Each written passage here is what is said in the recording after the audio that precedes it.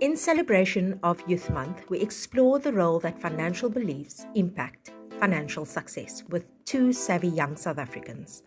Our hope is that our conversation will inspire and motivate others, especially our youth, on their own journey to success, whatever that looks like.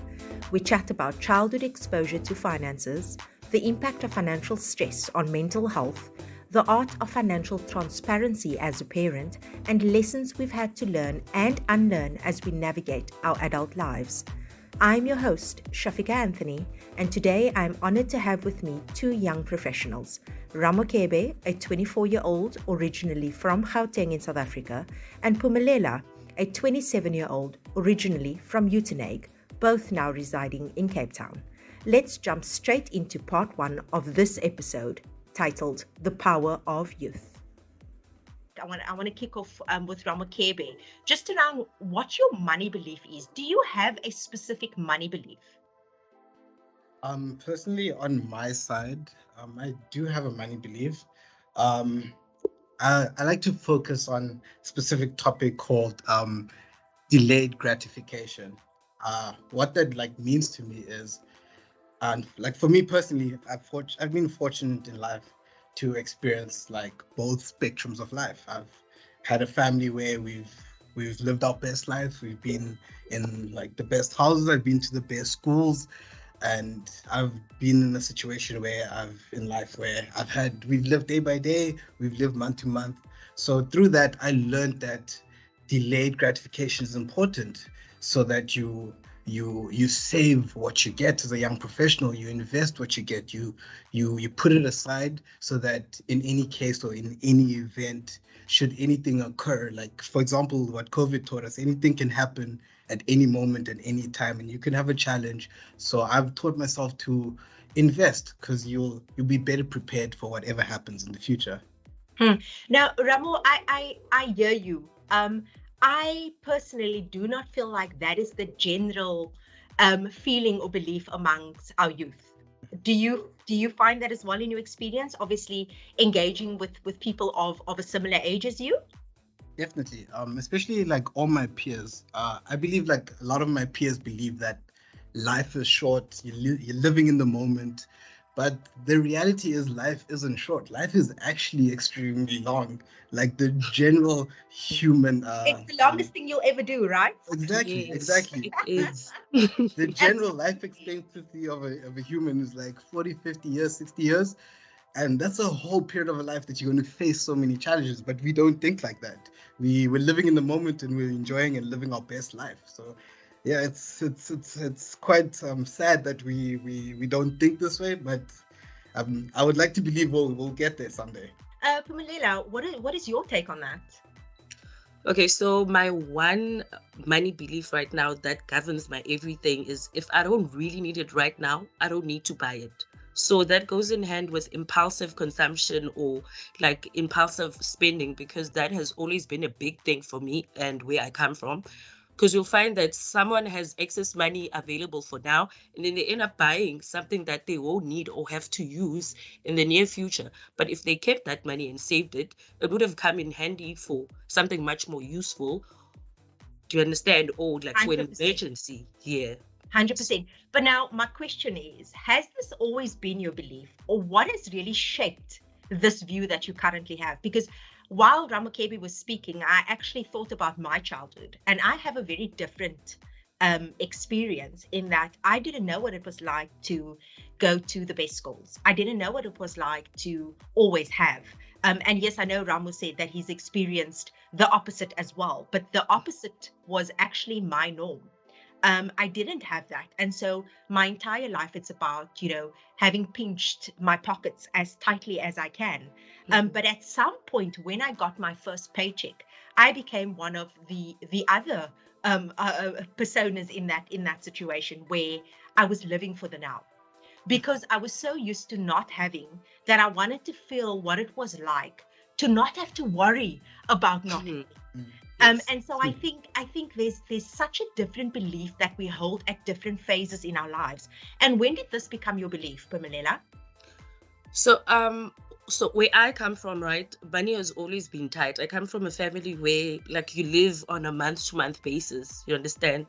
So it wasn't really a case whereby we have excess money to spend. Like every money that we had, it was only for necessities. So that made us, or that made my family to use credit excessively or for many bad reasons. So as a teenager while growing up, and when I was doing my first year in university, that's when I was exposed to actually making financial decisions by myself, because I'm away now from home and I can actually pick up different habits from other people as well.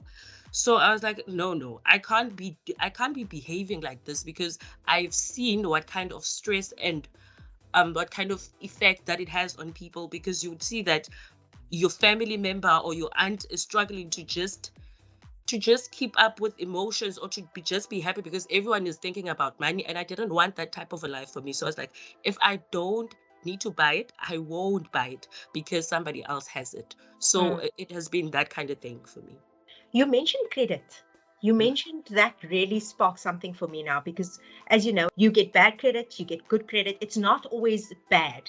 But Mm-hmm. having come out of that life, Pumelela, whereby you've witnessed living off credit in order to survive, what was that like growing up as a child? And did you fully understand the impact of those choices, those financial choices, in terms of living off credit, and what that actually meant for your family emotionally as well?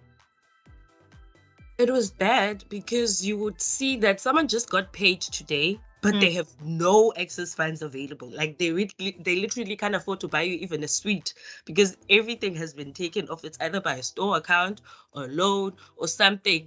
Like there was nothing that we didn't have that didn't come off credit. It was only food that we bought on cash. Do you understand? And how So was that explained to you though? Like, did you, when you needed something, or when you asked for something, or when someone in the household needed something and there wasn't money or excess funds available, how was that relationship with credit explained to you, if it was ever? money is a taboo from where I come from. Like you don't discuss finances, you don't discuss money up until like you really have to. So you would only find out there's no money at hand when you just have to say, maybe I need money for school, to care for something, or to give up for fundraising. Then you hear, we don't have money because money ends off in debt. In Xhosa they say mali phela ematyaleni. You understand? So you just know that the money came in and it's just gone. That's the only thing that they would explain. That's the only conversation. It Wow. came in and it ended. Now, I resonate with quite a bit that you said, because in my household, kids were kids, Mm-hmm. and you didn't ask questions that didn't concern you. Mm-hmm. And money was one of those things. So I get that. I get that. But on the flip side, I come out of a household where credit was taboo. So my father pinched his pocket so tightly to ensure that he's never had to take out credit to give us what we needed. And I think the operative word here is needed, because we never got what we wanted. Mm-hmm. Never, ever. I got clothes once a year, which was at the end of the year. And whatever bonus he received, he would put that down for our school fees. So I think there's so many of those things that are obviously I carry with me, because they are gold in the day and age that we're living in. But at the same time, it's also kind of made me scared of money. And I've had to unlearn. And I don't know if you guys have had this experience as well, but and maybe Ramakebe, I'll start with you here, is I've been made to believe that money was scary. And not because it was said to me in so many words, but because of the way it was managed. Every cent was counted. And I remember sharing this with a group of friends a while ago, is that growing up, we had this treasure hunt on a Sunday.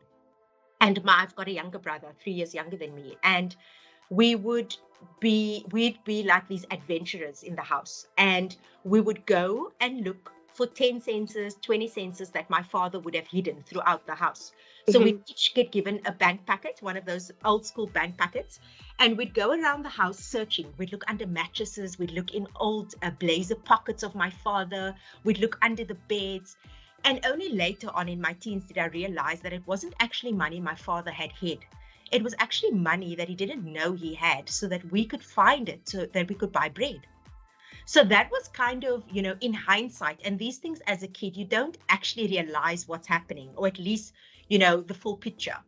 But I very quickly understood that although he tried to shelter me and my brother from understanding the full truth about our financial situation, as a teen and as you start to explore these things for yourself as a young adult, you kind of realize and you start connecting the dots.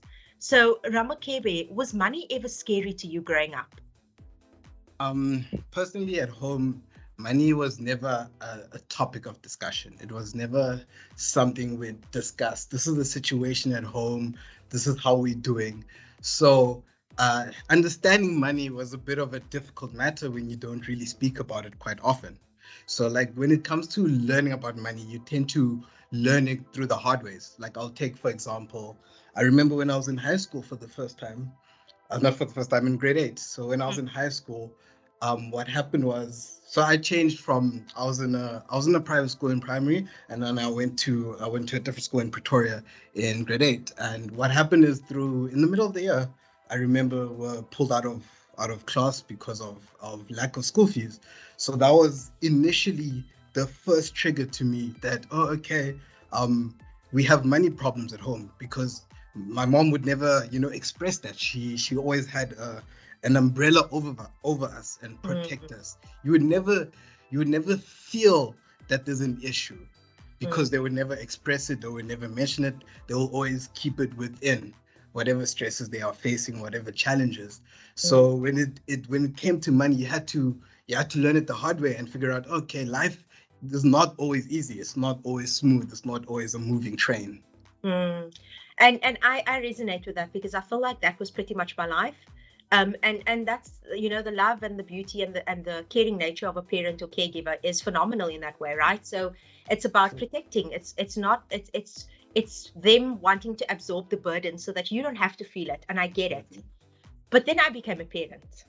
And things are very different in that, obviously, in this day and age, it's not always possible for one parent to provide the full income, purely because things are just so expensive, and many households rely on 2 incomes or more. So I've taken a slightly different approach, and I think it stems from the fact that I had a very different upbringing, in that I am very open with my children about money, when we have and when we don't have, because I feel like it's the reality, right? And whether I'm going to be living off credit, it's going to affect them anyway. And so I try my best to have these conversations, but they're not easy conversations to have, when you've got to say no because we can't afford it, for example. And I've been there, as a family, we've been there. But it's very interesting that despite growing up very differently, there are so many things that I'm hearing today that makes us very similar, actually. And I think I'm finding great solace in that, our struggles, or the way in which our parents or our caregivers raised us on what we were exposed to, is very different, but it's given us some kind of learning that I'm very sure, obviously, you've taken with you, because we're having this conversation today. Ramakebe, a quick one. Do you feel like you would have a very similar approach should you one day have kids of your own? As the protective umbrella, or be a bit more open? Well, both. Like, what would you bring from your childhood forward, and what would you unlearn or do differently when it comes to passing information on about finances to those younger than you? So it doesn't even have to be your own kids one day. It could be your nieces or your nephews. Like, what approach do you think would be ideal when it comes to that financial transparency, or lack of, when it comes to kids? Honestly, when it comes to me and what I would do for my kids in future, I would bring a more of a balanced approach. Like, what I mean by that is, it happens, like in some occurrences, that you do need to be open to your kids. Your kids need to understand the situation. They need to understand why their life is like this, and why they can't have everything that they want. So I would like to be a bit more open to them. And you don't get to learn these things. You don't get to learn things like this at school, because even at school they don't talk about finances. They don't even teach you about tax, the simple thing of how to do your taxes. So how else would our kids learn this unless they learn it at home? So I believe that the blanket approach and the umbrella approach, yes, it is a safe haven to protect your children. But then again, you want your children to go in the world better informed and better in a better situation to handle themselves. I agree with that. Pumelela, do you have any thoughts on that?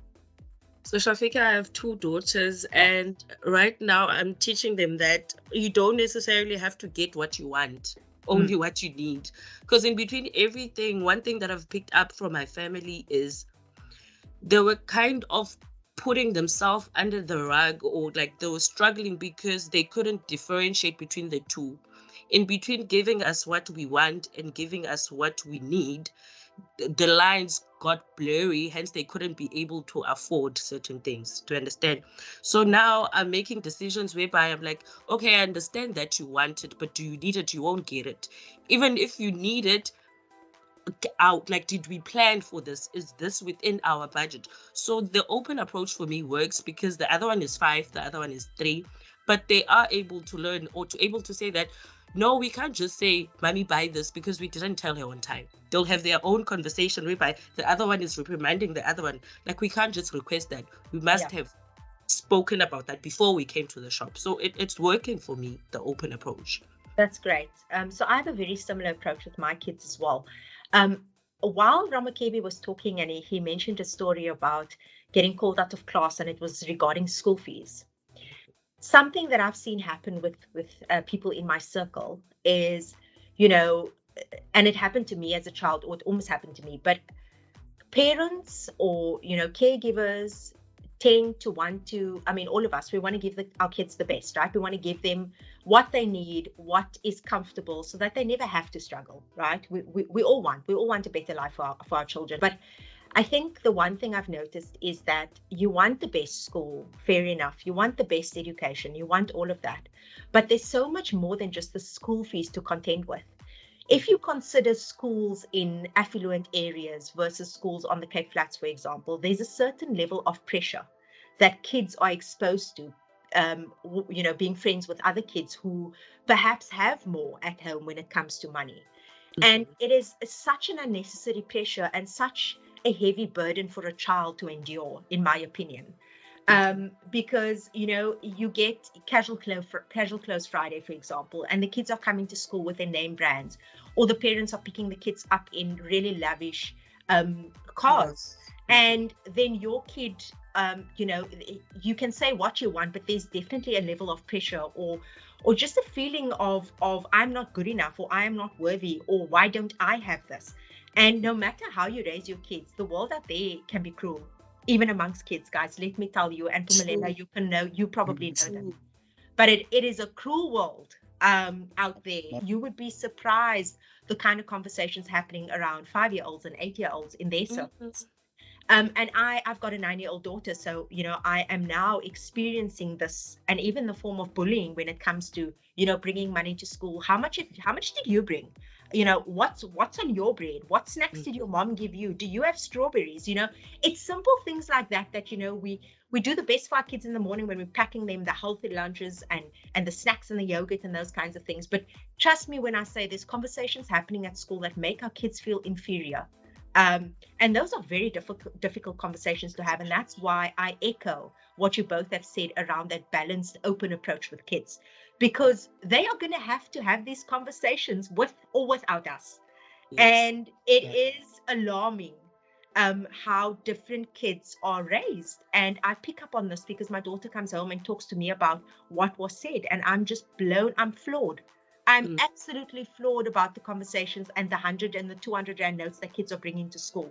What? Yeah, it is ridiculous. And look, I'm not here to say that the parents know or that the parents gave it. I'm also not here to say that the kids took it without anyone knowing. But there has to be a level of supervision, right? Especially for the kids who are under 10. Even for the teenagers, but I think there's more supervision that needs to be sort of exercised when you're talking the 5-year-old, the 8-year-old, the 10-year-old, because there's just not that level of maturity that a teenager or a young adult would have around money. So when you're going to the tuck shop at school, you do not need 100 rand. You want a lollipop, perhaps you want a packet of chips, you want a bottle of water, whatever. And I've seen this happen. And it's caused me to have very different kinds of conversations with my 9-year-old and then my 4-year-old who's in on the conversation. I've got to break it down in a way that's fairly different. And I'm sure you experience this, Pumelela, having a few years in between your two kids as well, that there's a different way of speaking to each of them, right? Yeah, absolutely. So guys, wow, like this has given me so much food for thought as well, despite the fact that I'm a parent, despite the fact that I've had a very similar upbringing to you guys, where it was a bit of a taboo topic to talk about finances with adults. I feel like there's so much here that I could actually definitely share with my kids and with those around me, and I think it's such a valuable conversation to have. I want to very quickly come back to the fact that you're both originally from other provinces. Okay. You guys are now residing in Cape Town. Were your financial beliefs part of the reason that you came to Cape Town? Was it for professional reasons? Were your beliefs part of what shaped that decision for you? And Pumelela, I'd like to start with you on that one. Okay, so my financial beliefs were the main reason why I came to Cape Town, because I was looking for more money in a particular industry that I'm in, right? So, and how I came to the point, because Cape Town life is completely different than Newtonic life, by the way. And in terms of everything, like rent, food, just the style of the way people dress and stuff like that, you understand? So when I came to Cape Town, I was like, yeah, what is this? And I had to remember the main point and like to keep my vision aligned, because I was like, okay, I came here to make money, but what is the point if I'm gonna be spending money excessively and without any valid reason, just because someone else has it? I have to have it, because you'll find that there's a new trend going on in the city about everything that you'll have to keep up with, whether you like it or not, because someone will be having the latest phone while you have like a model from 2020, and this life has no balance, especially in the city. That's all I can say. So I had to remember that, okay, impulsive consumption is not the way, and I can't just be buying stuff because someone else has it, or I feel pressure because of that and that. It won't help me in the long run, because I will be stuck with the burden to think, okay, how am I going to pay off this debt, or how am I going to survive for the next month while I took my money and spend it on unnecessary things, while I have to clothe or feed my family as well in the Eastern Cape, to understand. So I had to. And I want to come back to that point, the point that you just ended off with by saying you've still got to see your family in the Eastern Cape. But before we move there, Ramakebe, your beliefs, has it shaped the reason for your move to Cape Town? So my move to Cape Town, so initially it was influenced by, so I did a bit of like software development. So Cape Town is the hub of all the programmers and the IT technology world. So that's what influenced me the most to come to Cape Town, because Cape Town, a lot of people don't realize that. So like I've said before, I was given the opportunity to live like different like spectrums of life. So I've moved around the country. So I've gotten to experience how different provinces are, different environments are.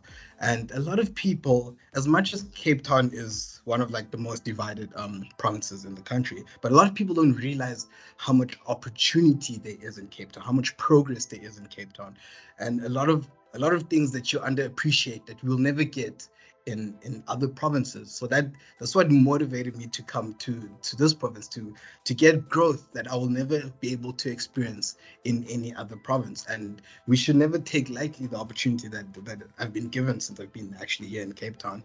So that really fueled me to come here to get a bit of growth and see where life will take me.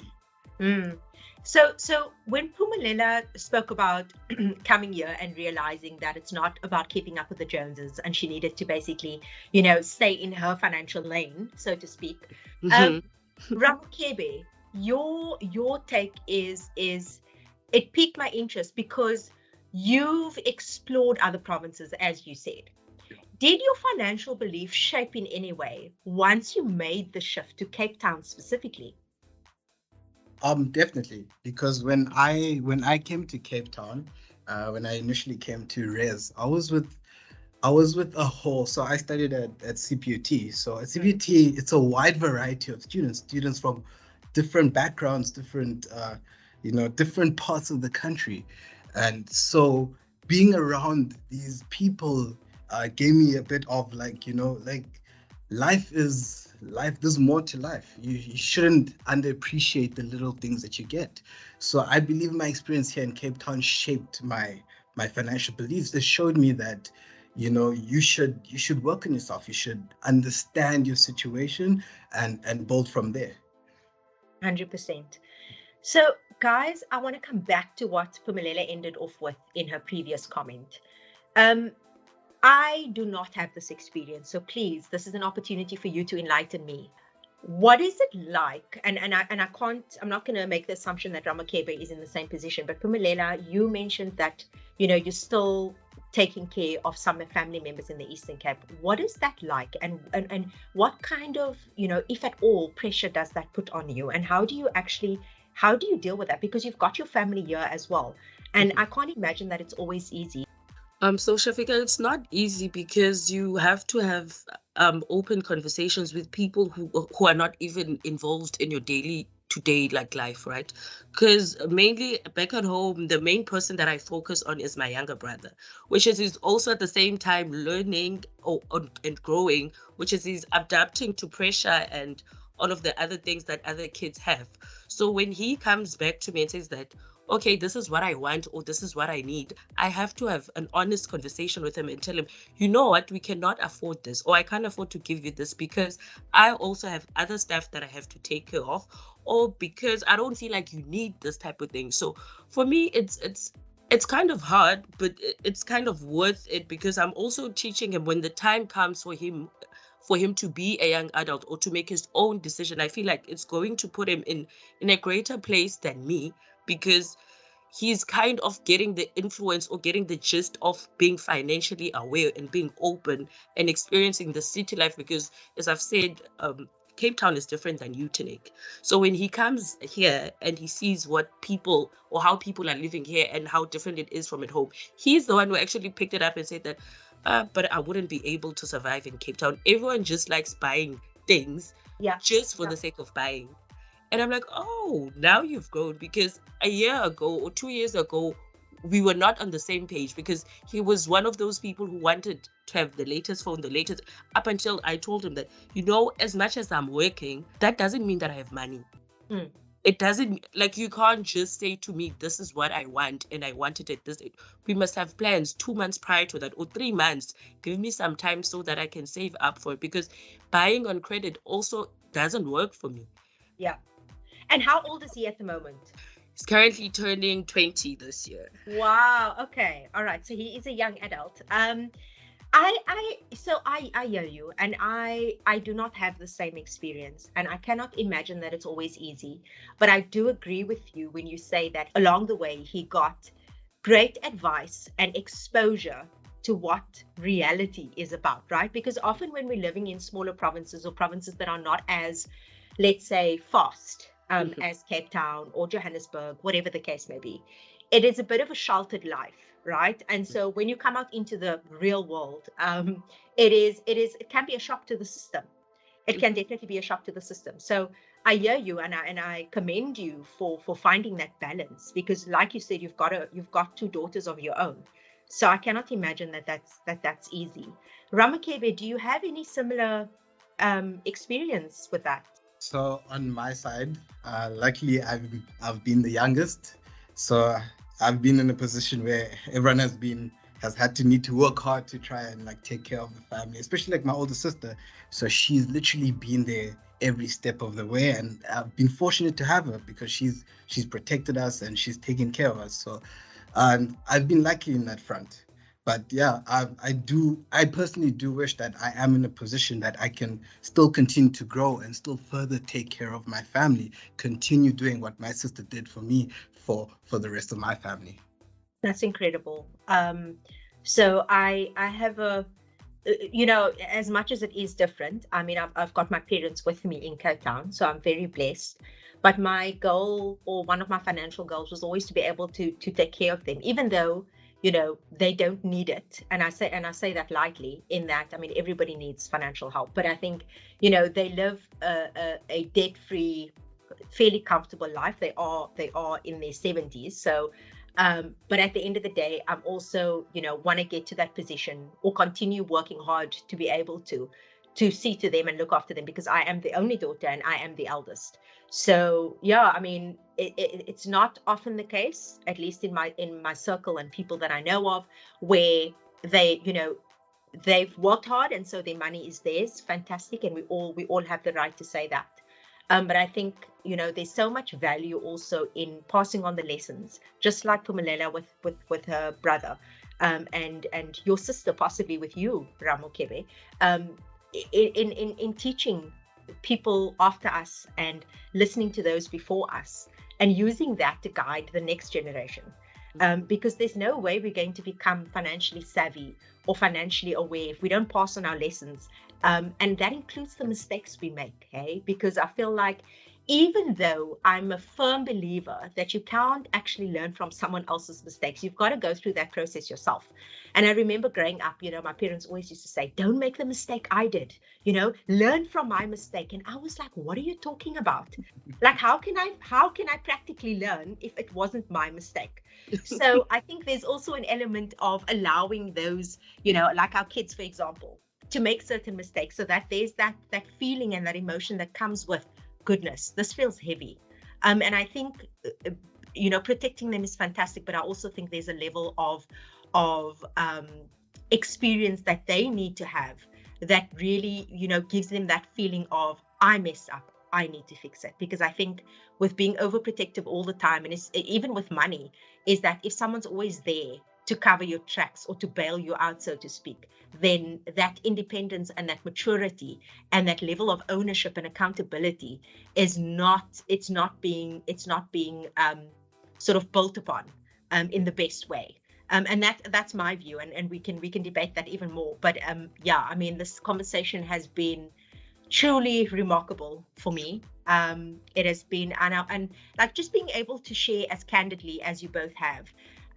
We need to take the stigma out, and we need to remove and demystify the fact that money is off the table and it's off topic and it's taboo.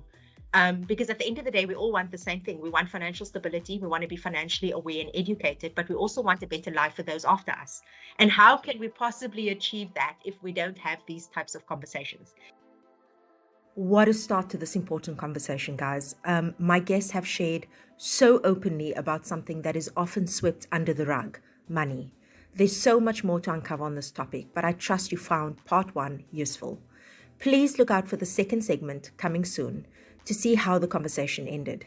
We tackle mental health in part 2 and how each of us have personally dealt with financial burdens. You can also visit our website for more interesting content at www.justmoney.co.za. For now, thank you so much for tuning in and stay savvy.